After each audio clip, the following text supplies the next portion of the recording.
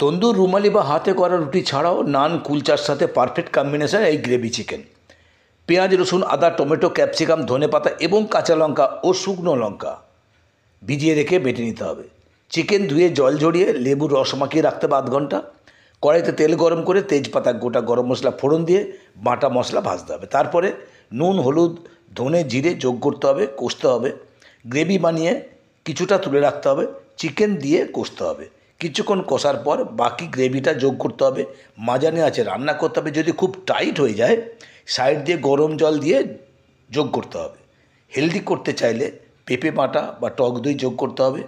নামাবার আগে রেডিমেড বিরিয়ানি মশলা ছড়িয়ে দাও।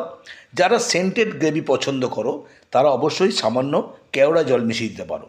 যারা উগ্র গন্ধ পছন্দ করো তারা কিন্তু অবশ্যই একটু মিঠা আতর যোগ করো।